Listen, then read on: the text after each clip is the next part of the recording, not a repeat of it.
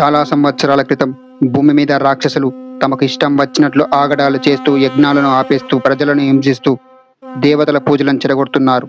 ఆ రాక్షసులను చూసి దేవతలు భయంతో పరుగులు తీశారు. రాక్షసుల ఆగడాలు ఇలాగే కొనసాగితే ధర్మం పూర్తిగా నాశనం అవుతుందని దేవతలు ఆలోచించి శివపార్వతుల దగ్గరికి వెళ్ళి, స్వామి, ఈ రాక్షసుల క్రూర పనుల వల్ల ఈ దైవ కార్యాలు కూడా పూర్తి కావట్లేదు.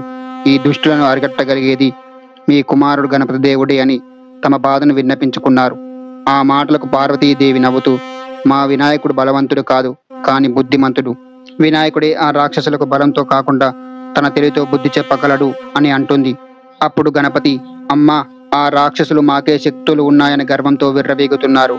నేను వారికి నా బుద్ధి యొక్క శక్తి ఎంత గొప్పదో చూపిస్తాను అని గణపతి తన మూషిక వాహనంపై బయలుదేరాడు.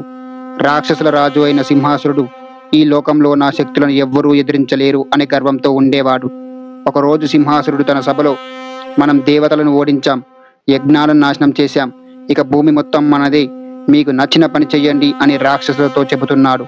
అప్పుడే ఒక సైనికుడు సభలోకి వచ్చి, మహారాజా, బయట ఒక చిన్న బొద్దుగా ఏనుగు ముఖంతో ఉన్న బాలుడు రాక్షసుల రాజుకి గుణపాఠం చెబుతామని వచ్చాను అని అంటున్నాడు. ఆ సైనికుడు చెప్పగానే రాక్షసులు గట్టిగా నవ్వారు.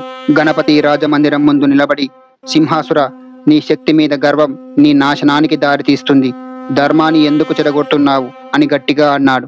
సింహాసురుడు అహంకారంగా, నా శక్తులను ఎదిరించగలిగే ధైర్యం ఎవ్వరికీ లేదు అనగా, గణపతి సింహాసురుని శక్తులతో ఏమీ చెయ్యలేం అని ఆలోచించి, సింహాసుర, నీకు అమరత్వం లేని కారణంగా ఎన్ని శక్తులు ఉన్నా నీకు లేనట్టే. ఆ ఒక్కటి ఉంటే ఈ లోకాన్ని జయించగలుగుతావని తన తెలివితో అంటాడు. ఆ అమరత్వాన్ని నేను నీకు ఇస్తాను. ఇదిగో, ఈ పుస్తకంలో ఉన్న మంత్రాన్ని జపించు. ఆ పుస్తకంలో గణపతి రాక్షసుడు తన శక్తులను కోల్పోవడానికి తన మాయా మంత్రం సృష్టించాడు. సింహాసురుడు ఏమాత్రం ఆలోచించకుండా ఆ మాయా మంత్రాన్ని చదవగానే తన శక్తులన్నింటినీ కోల్పోతాడు. ఒక్కసారిగా గణపతి తన దంతాన్ని విసరగా అది ఒక పెద్ద గదగా మారి రాక్షసులను ఒక్కొక్కరికి నేలకేసి పడేస్తుంది.